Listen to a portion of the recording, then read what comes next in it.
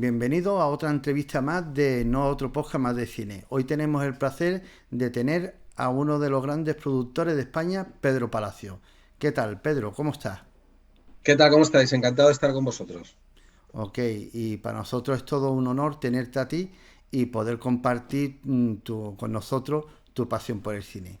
Que, Pedro, me gustaría saber, eh, ¿hubo alguna película o cineasta que te marcó para querer dedicarte al cine? Pues sí, como todos los que nos dedicamos a esto, siempre tenemos nuestras influencias por el cual nos empezó a gustar realmente esto. En mi caso, a mí me gustaba el cine clásico, las películas en blanco y negro, y desde que era pequeñito, pues era un loco de las películas de, sobre todo de cine negro, las de Humphrey Bogart, y luego muy especialmente influyó muchísimo por los grandes clásicos, entre ellos Billy Wilder, Alfred Hitchcock, o una película que me marcó desde pequeño, que la vi en casa en familia y que la he visto siempre que puedo, que dura mucho, pero que merece más la pena, que es Lo que el viento se llevó. Y a partir de ese momento, pues todo el gusanillo de tratar de ver más películas y de empaparme de cómo se hacían y todas las técnicas para poder lograr lo que se lograba haciéndola, pues estuve, vamos, indagando constantemente en eso. Y luego, pues bueno, el futuro ya me llevó ya a dedicarme finalmente profesionalmente. Hola Pedro, bienvenido. ¿Qué tal? ¿Cómo estás? ¿Cuál es la película o la serie que ves una y otra vez? A ver, hay muchas películas que cuando las señalan, las ponen en la tele, muchas veces, aunque ya me las sé muchas veces de memoria, las vuelvo a ver porque siempre descubres cosas nuevas. Como os digo, me gustan mucho los clásicos, ¿vale? Especialmente, pues mira, por hablar de algo más, un poquito no tan lejano como las anteriores que he mencionado, una de mis películas favoritas es Memorias de África y más recientemente, pues La vida es bella. Eh, Hay una película que me marcó muchísimo que se llama La mejor juventud y de Marco Tulio Giordana, que la recomiendo, ¿vale? Son otras 4 horas partida en dos. Película que estaba además concebida para ser una serie para la televisión italiana, para la RAI, y que sin embargo le salió tan buena que la presentaron unitariamente al Festival de Cannes y ganó el premio Una cierta mirada. Y bueno, se convirtió en una película de culto. De hecho, en España, en Madrid, en los cines, estuvo en los cines. Además, tenían que poner en una sala tenían que poner la primera parte, en la otra sala tenían que poner la segunda parte y estuvo como 7, 8 meses en cartel de forma ininterrumpida en los cines. Y la verdad es que fue una de las películas que más me ha emocionado en los últimos años. Pero realmente dentro de las últimas series, que yo siempre además la pongo de ejemplo cuando lo explico a alumnos, a la hora tanto de hacer contenido como a la hora de hacer la producción, es Chernobyl. Me parece una de las películas que empiezan y acaban sobre un gran acontecimiento que está totalmente, vamos, es excepcional el arco dramático, está hecha para las personas que no entienden de costas nucleares ni de lo que sucedió, ni siquiera a los jóvenes que vivieron eso y que lo ven como algo histórico. Nosotros que ya somos un poco más contemporáneos y lo vivimos con una cierta bueno, pues un cierto directo, ¿vale? Toda esa catástrofe nuclear, pues me parece que es una de las películas de las series mejor hechas últimamente.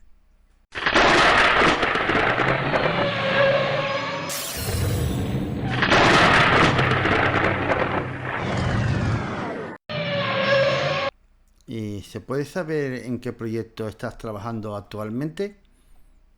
Bueno, nosotros estamos trabajando desde la Cima Producciones, que es la productora nuestra, que hemos hecho últimamente, hicimos el año del descubrimiento. Pues nos estamos bueno, pues especializando un poco en el mundo del documental y estamos trabajando en otros dos documentales que esperamos rodar este año 2022. Una es una película con Albert Serra, ¿vale? Sobre el mundo de los toros, el mundo sobre todo de la tauromaquia, el mundo de los toreros, ¿vale? Es de qué les lleva a los toreros jóvenes a dedicarse a algo que no es necesario para la vida y que sin embargo para ellos sí lo es. es retratar un poco esa estética, ¿no? Y el legado cultural que nos está dejando, a pesar de todo, pues las dicotomías de toros y toros no, que nosotros no vamos a entrar en eso. Vamos a hablar un poco del arte del toreo y de lo que supone para alguien dedicarse a eso, con la colaboración de dos toreros en este momento de primer nivel, que son Pablo Aguado y Roca Rey. Y luego, pues nada, por otro lado, estamos trabajando en otro documental también, también con una idea también como el año del descubrimiento, algo que hable un poco de nuestro pasado más reciente y que nos explique lo que somos como sociedad. Pedro, ¿hay alguna diferencia entre producir televisión y cine? Bueno, la producción siempre es organizar cosas. Hay dos facetas en la producción, que es la producción ejecutiva y la dirección de producción, y son dos partes que están completamente concatenadas, pero que es quizás la máxima diferencia que hay entre producir para que se exhiba primero en salas de cine o producir para que se exhiba primeramente en televisión. O sea, lo que es la organización de la producción quizás sea algo más complejo cuando es para televisión, si hacemos series de ficción, porque no dejamos de estar haciendo, por cada capítulo es una película, ¿vale? Es una película de 50, de 60 minutos o incluso más largas. Pues imagínate cuando son series de 8 o 10 capítulos, pues en realidad estás haciendo 10 películas, ¿vale? Que tienen una parte fija a la hora de organizarlo y una parte variable por cada capítulo. Y cuando estás haciendo cine, en realidad lo que estás haciendo son películas que por contenido tienen una experiencia de 1 hora 40 en la que todo tiene que empezar y acabar en esa 1 hora 40. Entonces, lo que es la organización es quizás más sencilla, lo que es la dirección de producción, la organización de todos los elementos para sacar el guión adelante, pero la producción ejecutiva, por el tipo de público, por el tipo de necesidades que se tiene, por los actores, los elementos de valor añadido que tienen realmente las producciones, es donde puede estar realmente la diferencia. Yo siempre explico que un ser humano no es lo mismo cuando es espectador que cuando es telespectador. Se comporta de forma distinta aunque sea el mismo ser humano.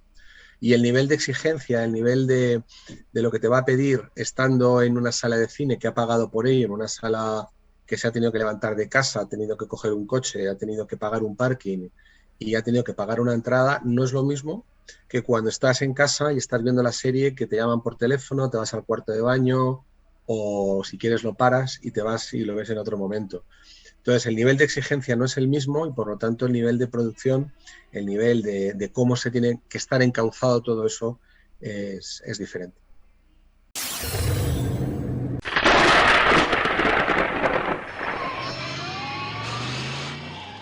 Y cuéntanos cómo fueron tus inicios. Bueno, pues realmente, a ver, yo estudié ciencias políticas, me fui a la mili, me fui a Irlanda a vivir, a aprender inglés, volví, trabajaba en un banco y me presenté un poco por casualidad para ingresar en la escuela de cine, en la ECAM, en Madrid. En aquel momento era muy, muy difícil, mucha gente quería entrar, solo entraban 13 personas, 12, 13 personas por cada especialidad y a mí me eligieron. Entonces pensé que si me habían elegido, pues que tenía que hacerlo. Y en realidad no sabía mucho más. Era un friki de ver películas y no sabía mucho más. Sin embargo, entré y entonces entendí que tenía que aprovechar ese momento, que si no ya no tendría esa opción. Era el mejor sitio en aquel momento para estudiar cine. Luego ha habido más escuelas nuevas, pero en aquel momento no había tantas y esta era la que realmente era más especializada. Entonces lo dejé, tuve que dejar todo porque te requería tiempo completo. Estudié mis 3 años de cine en la especialidad de producción y luego cuando salí, que creo que salí con una excelente preparación, o así yo me sentía, eh, empecé a trabajar en los rodajes, pero como editorio, como conductor, como eh, auxiliar de producción y poco a poco, ¿vale? Yo fui desarrollando mis propios proyectos en el mundo del cortometraje fui trabajando en otras productoras ya con mayor responsabilidad, aprendiendo muchísimo. En esta profesión no se para de aprender. Todo cambia, la tecnología cambia, por lo tanto la forma de producir se transforma, la legislación cambia, y todo eso pues tienes que estar en una constante ebullición de estar al tanto de todo. Si te quedas atrás, te quedas muy atrás. Aunque es verdad que la arquitectura y las grandes estructuras mentales de cómo hacer las películas sigue siendo la misma, y eso es verdad que lo aprendí no en la calle, que se aprenden también muchos vicios, trabajando se aprenden muchos vicios, se aprenden cosas que se hacen pero que en realidad están mal hechas, y sin embargo cuando tienes una buena formación es una arquitectura mental que me acompaña durante toda la vida, y eso es lo que me ha permitido muchas veces de salir de los atolladeros para entender lo que estamos haciendo. Pedro, ¿qué supuso para ti estar nominado al Goya con Las viudas de Ifni? Pues, a ver, Las vidas de Uni es un proyecto personal en el que en un viaje con mi padre, precisamente, con mi padre que vivió en Ifni durante 10 años, en los años 40, cuando nadie sabía ni dónde estaba Ifni. Bueno, ahora tampoco lo saben, pero antes menos. Fue hacer un viaje 60 años después de la última estancia de mi padre allí, y 40 desde que se dejó ese territorio de ser español, que llegó a ser hasta provincia española. Estando allí, la idea era retratar un poco la experiencia de la vida con mi padre, junto con mi socio, Pacheco Iborra, que bueno, fue un viaje fantástico, de muchísima nostalgia y de conocer mucho a mi padre. Descubrimos este asunto que había con las viudas, que eran estas esposas de todos los militares que eran de allí, de Ifni y del Sáhara, que habían luchado en el ejército español, y que al dejar de ser español, dejaron de ser españoles. Al ser marroquí ya el territorio, empezaron a ser marroquíes ellos, pero Marruecos les repudió por haber sido españoles, y España les abandonó porque ya no eran españoles. Entonces, estos señores tenían una pensión por haber servido a España, pero al morir ellos, sus viudas, al contrario que ocurre con cualquier ciudadana española, dejaban de tener el derecho a la percepción de esta pensión de viudedad.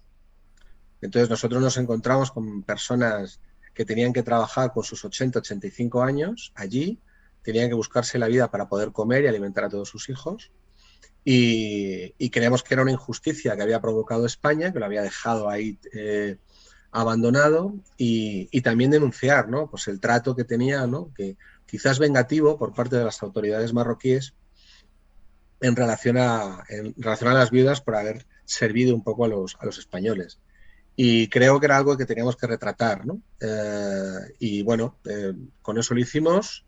El cortometraje, la verdad que con la ayuda completamente inestimable de Pacheco Iborra, que fue un poco realmente el que hizo el documental tal y como lo vemos, pues supuso un espaldarazo para nosotros, porque estar nominado y ser reconocido por los compañeros de la Academia de Cine como un trabajo bueno, pues la verdad que fue un espaldarazo para poder continuar trabajando en esto.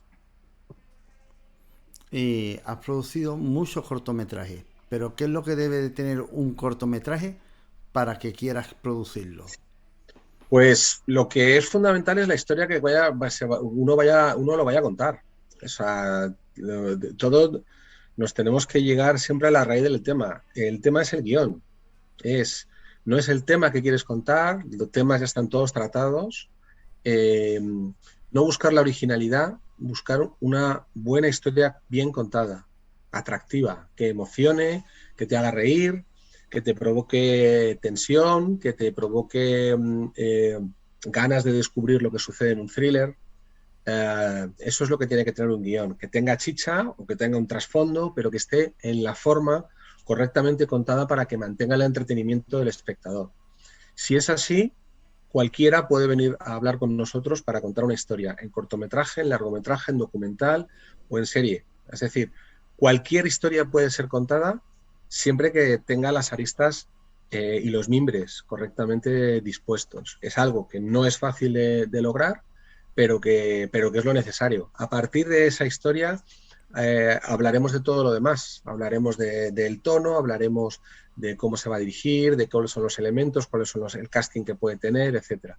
Pero si no tiene chicha el guión, no merece la pena nada. Ni para mí, ni para el director o el guionista. No merece la pena nada. Es así. O sea, tenemos que circunscribirnos a la historia que queremos contar. Y es ahí donde tenemos que utilizar todo el tiempo. Todo el desarrollo tiene que estar en trabajar una correcta historia, una muy buena historia. Durante un rodaje, ¿quién es tu mano derecha? Bueno, la verdad que yo, gracias a Dios, siempre me he apoyado en un excelente equipo.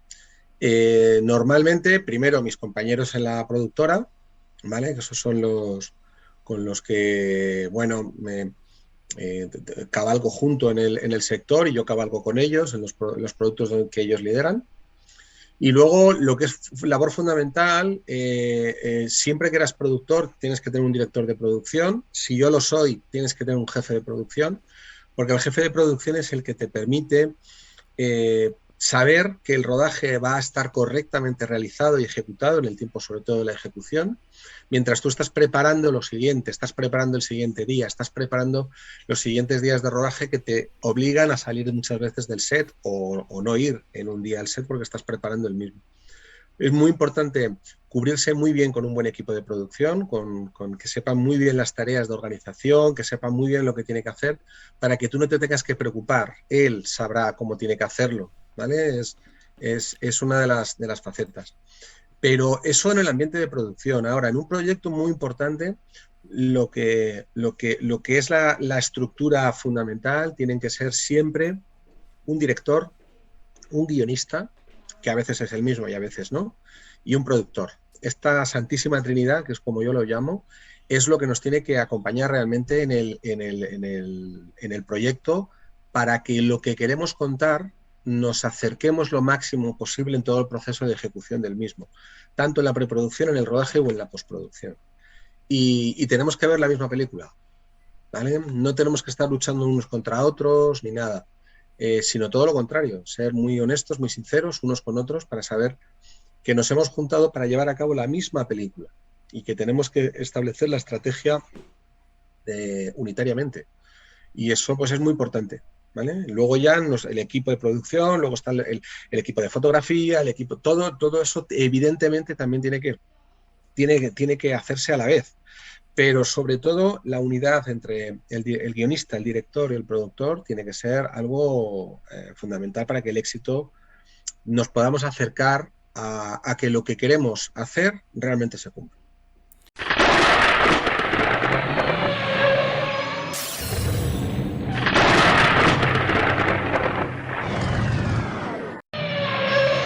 ¿Y cuál ha sido para ti el rodaje más duro? El rodaje más duro. Pues fijaos, el rodaje más duro seguramente pues habrá sido alguno de los cortometrajes que he hecho donde hemos tenido que rodar en lugares, pues eso, de noche, en la sierra, con poco dinero, con pocos recursos, yo recuerdo un cortometraje, Malpartida, que nos costó mucho, acabamos súper contentos porque el resultado es muy bueno, pero fue muy difícil porque tuvimos que rodar en lugares muy complicados, con los recursos muy aquilatados para poder llevarlo a cabo y con el esfuerzo y la generosidad de todo un equipo muy comprometido para sacarlo adelante. Ese quizás haya sido uno de los rodajes más difíciles que en los que yo haya estado. Luego hay una película en la que estuve que realmente también me resultó bastante difícil, un poquito por lo mismo, ¿no? Por los escasos recursos en relación a todo lo que se quería hacer. Que es una TV movie que hicimos para la televisión española que se llama Asesinato en la Universidad. Pero el resultado es que luego al final pues ves la peli y bueno, pues es una película de la que estoy contento. Y eso es un poco lo que recuerdo, ¿sabes? Luego todos los rodajes son complicados, todos son duros, se tarda mucho en llevar a cabo. El año del descubrimiento, por ejemplo, pues han sido 5 años de trabajo muy intensos. y el resultado al final ha sido tan bueno que eclipsa todo ese periodo de dudas que has podido tener en el camino, ¿no? Que a veces se tienen, ¿no? Pero bueno, la verdad es que hemos acabado muy contentos gracias a, pues eso, al trabajo de todos que han puesto su alma en el proyecto para sacarlo adelante.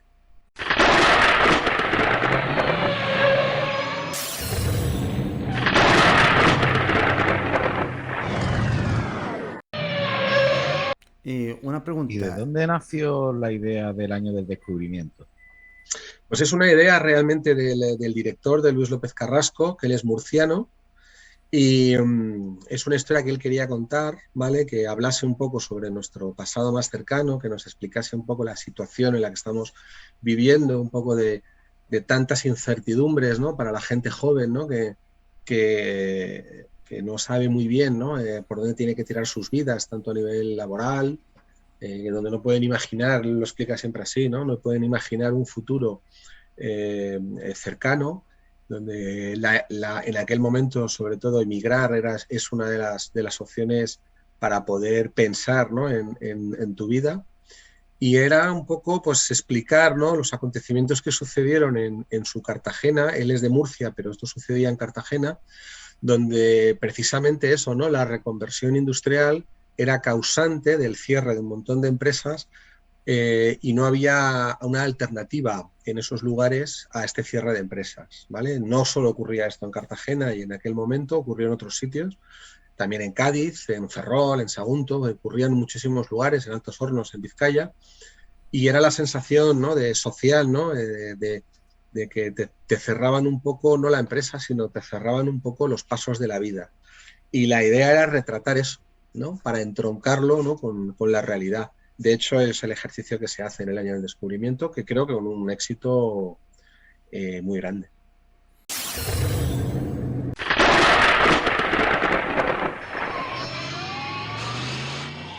Y una duda que tengo, cuando rodaste esos cortometrajes, ¿lo rodaste en 35 milímetros?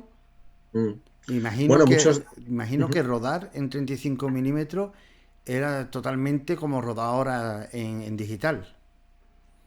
Bueno, la verdad que o sea, se rodaba asiduamente en 35 milímetros, en fotoquímico, el digital existían las cámaras de vídeo, no había cámara, no había digital. Yo mi primer cortometraje, Clases de ruso, que lo grabé con Luis Tosar antes de ser el gran Luis Tosar, y que fue una experiencia fantástica trabajar con él. Eh, lo rodé en 35 milímetros con el problema que tiene con trabajar con cosas físicas, ¿vale? Porque el digital tiene una serie de virtudes que te permite trabajar, te permite rodar, borrar, volver a rodar, o sea, poder rodar lo que te dé la gana. Y con 35 milímetros era lo contrario. Cada película era muy caro, rodar había que ensayar muy bien, dirigir muy bien antes de ponerte a hacerlo, y luego de las 2 o 3 tomas que podías hacer, tenías que elegir una, siempre, porque esa era la que había que positivar, esa era la verdadera. No podías positivarlo todo, no teníamos dinero para poder pagar todo eso, ni yo ni nadie, ¿vale? Ni yo ni Almodóvar, ¿sabes? Entonces era una forma de trabajar donde tenías que tomar decisiones muy reflexionadas y que no había vuelta atrás. En cambio ahora, al tener tantas opciones, se trabaja muy rápido y se trabaja muchas veces sin reflexión. Y esto es una cosa que a veces es difícil de explicar a la gente joven. Se toman decisiones alocadas porque uno no se detiene a mirar lo que está haciendo. Y sin embargo, antes tenías ya no solo que rodar en 35, sino que montar en Moviola. Ya no montabas ni en digital, montabas en Moviola, que eran unos aparatojos con unas bobinas, donde tú tenías que hacer los cortes físicamente, ¿no? Y entonces los tiempos del montador eran mucho más dilatados, lo que le permitía pensar mucho más, reflexionar mucho más y seguramente decidir mucho mejor. Ahora, al ir todo más deprisa, te exigen que tus decisiones sean más rápidas. Y eso a veces tiene sus puntos buenos y sus puntos malos. Yo siempre digo que ahora el lenguaje cinematográfico, lo que es el lenguaje que inventó el cine, se está prácticamente eliminando. Todo vale, a los jóvenes todo les vale, se cansan por todo, no te aguantan más de un minuto delante de un vídeo, todo es inmediato, todo se pasa para adelante, ¿sabes? No hay un tiempo pausado para ver las cosas y no existe esa paciencia. Y eso pues es algo que se va perdiendo, que es una pena. Y porque es la fórmula en la que uno aprendía realmente el lenguaje audiovisual, que es lo que ha aportado el cine a la historia, pues no solo de la cultura, sino prácticamente de la sociedad. Es un nuevo lenguaje, una nueva lengua, como un nuevo idioma. Entonces, hablar bien ese idioma va a dar herramientas necesarias, herramientas suficientes para poder contar correctamente las historias. Si no lo conoces bien, estarás abocado pues a hacerlo de una forma más chusca. Y eso, pues bueno, eso es lo que muchas veces ocurre ahora, ¿no?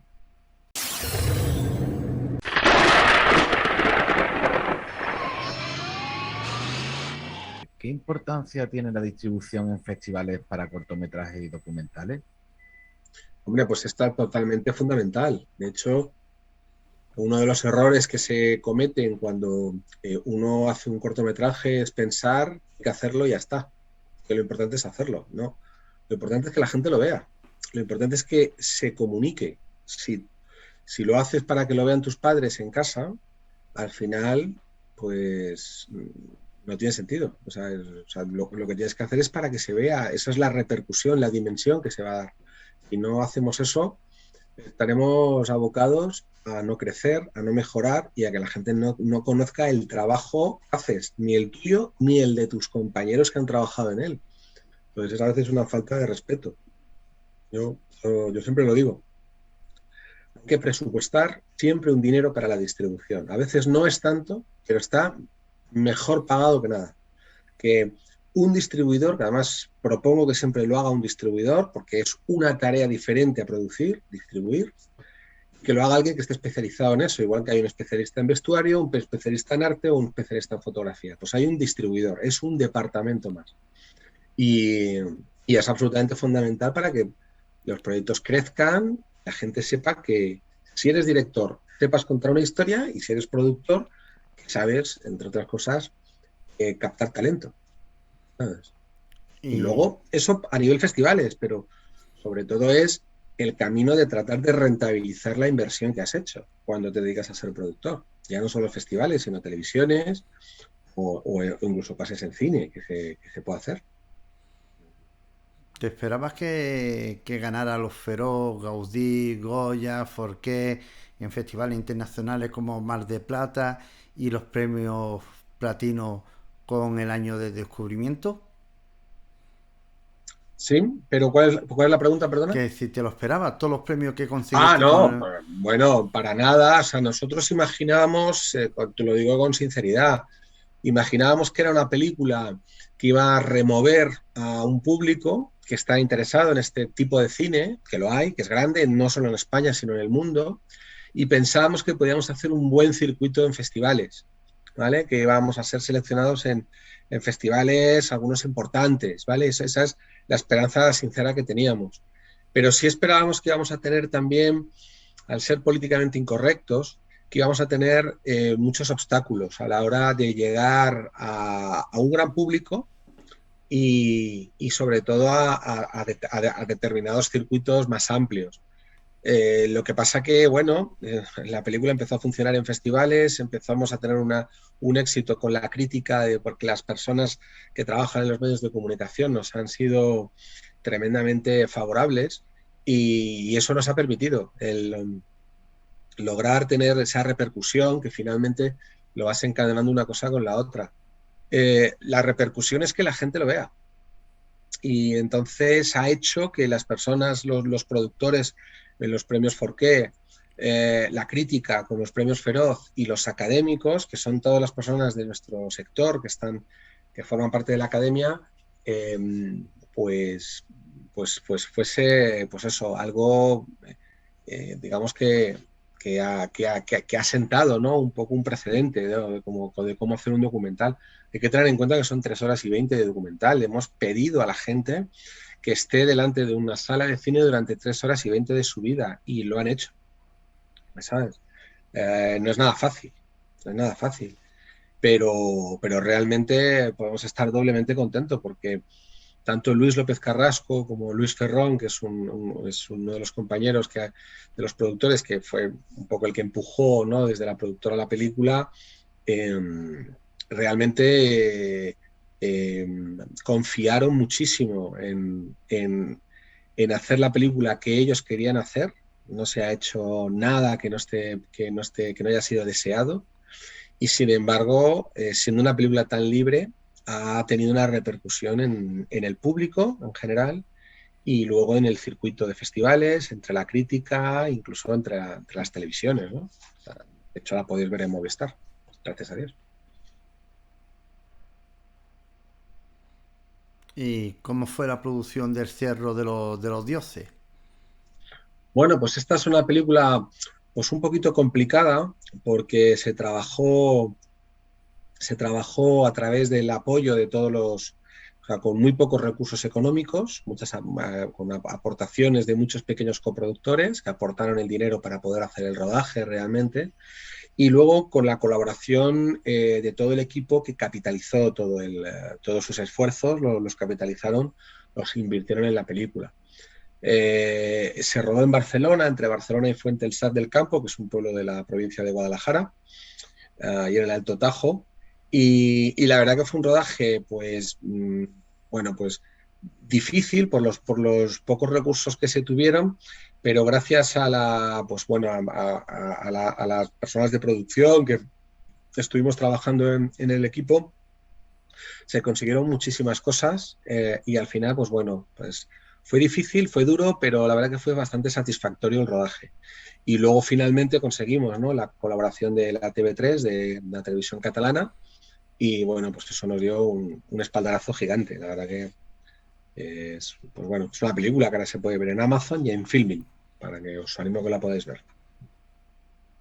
Pedro, ¿cuál es el género favorito tuyo para rodar? Los géneros, a mí, salvo el musical, que es quizás lo que menos, y admirando muchísimas películas que hay, que me gustan algunas muchas, no es el que especialmente me guste más. Pero cualquiera de los géneros, siempre que esté correctamente contada una historia, lo vamos a tener en consideración y lo vamos a ver, porque nos gusta verlo como espectadores en la tele.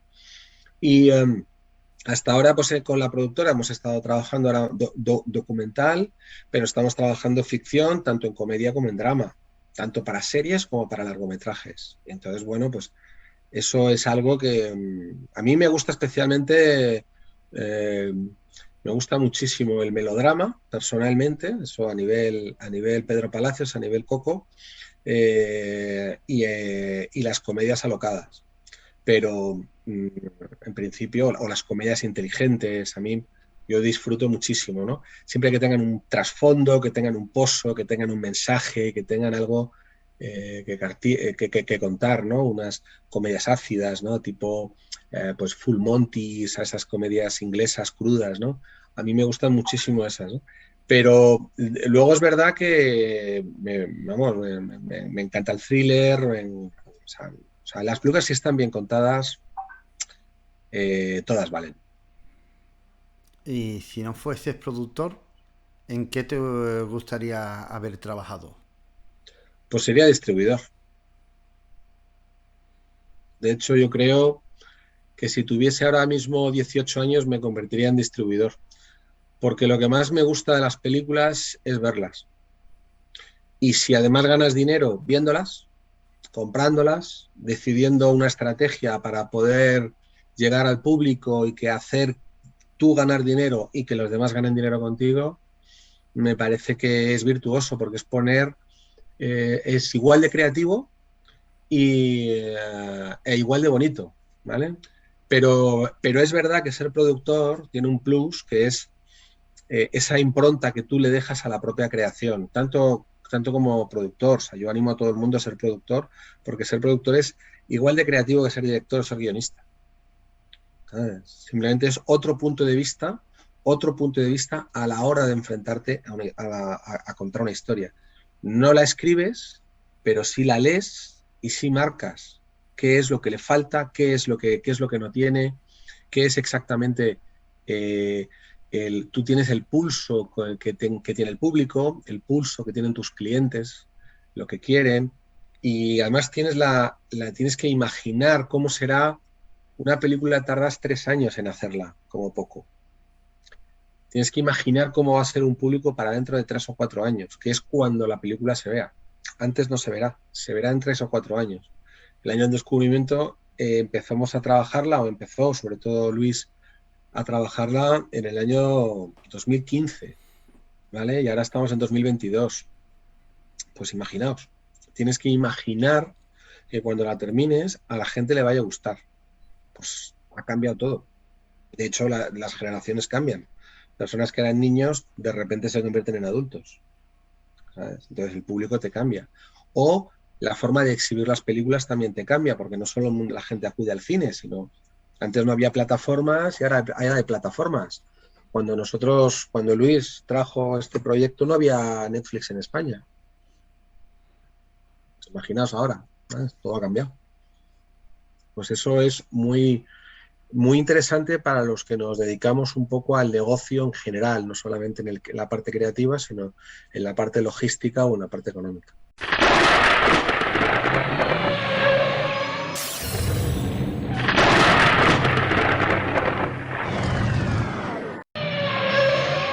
Pedro, ¿qué es lo primero que haces para encontrar la financiación de una película? Bueno, cada proyecto es distinto. Cada proyecto puede venir de muchos lugares o de muchas formas. En España lo que hay es hay una financiación pública y una financiación privada. Naturalmente tienen que darse las dos cosas para poder llegar a poder suplir el coste que tenga la película. Cada proyecto va a ser distinto. A veces empezamos pidiendo algún tipo de ayuda de desarrollo para que nos ayude a mejorar el propio proyecto, que nos permita venderlo a las televisiones o venderlo a un inversor privado. O hay veces que directamente pues vamos a las ayudas públicas a la producción del Ministerio de Cultura porque consideremos que que se tienen los puntos necesarios y que el proyecto está para poder presentar por un comité que lo evalúe.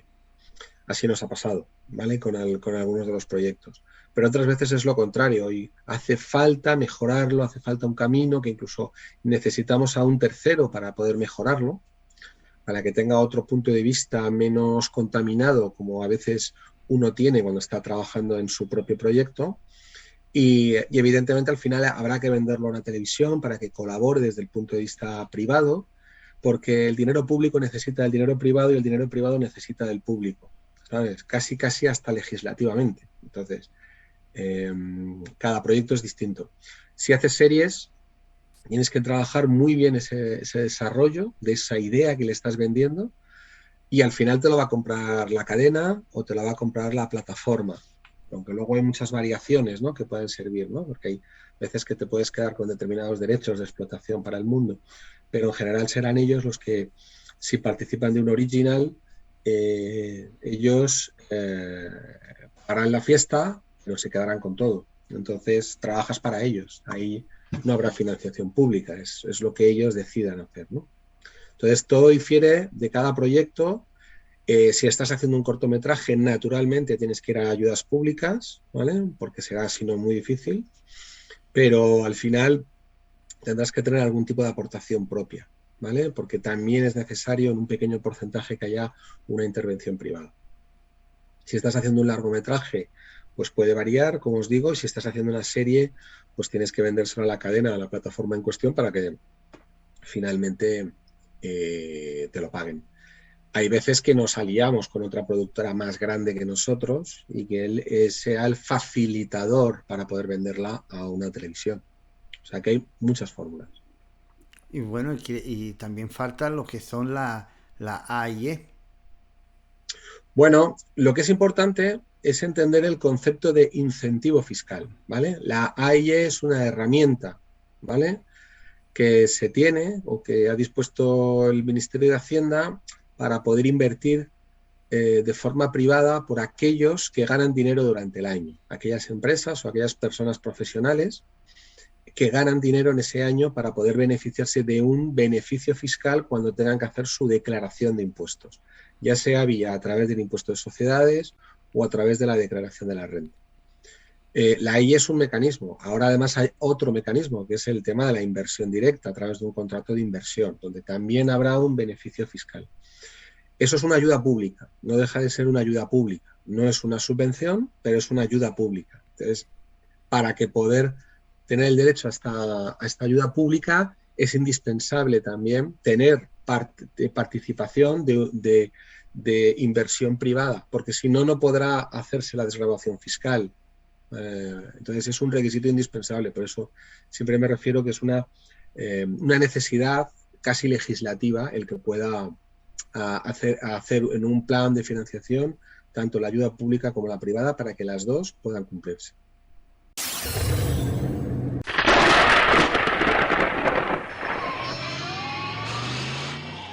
Y para terminar, ¿qué consejos podría dar a cineastas que quieran dedicarse al cine?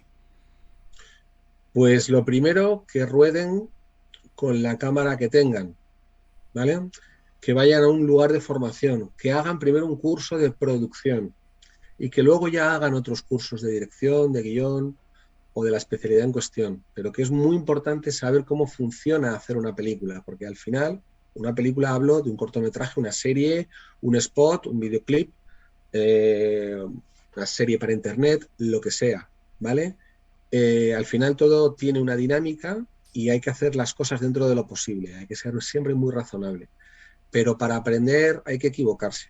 Y como dicen siempre en la escuela de San Antonio de los Baños en Cuba, con la que colaboro y participo, se aprende haciendo, ¿sabes? Hacer haciendo. Entonces, que cojan la cámara y que no tengan el temor de hacerlo mal, porque están en su derecho de hacerlo mal. Ya tendrán tiempo de hacerlo bien. Lo importante es probar y darse cuenta por qué está mal. Y esa forma de hacerlo, pero yo siempre animo a que la gente vaya a escuelas de formación porque es ahí donde te van a dar las herramientas y donde te van a abrir la mente, siempre estando abierto a abrir la mente. Y luego, aunando en esto, no pensar que si no se me ocurren a mí las ideas es que no valgo para esto, no es verdad, ¿vale?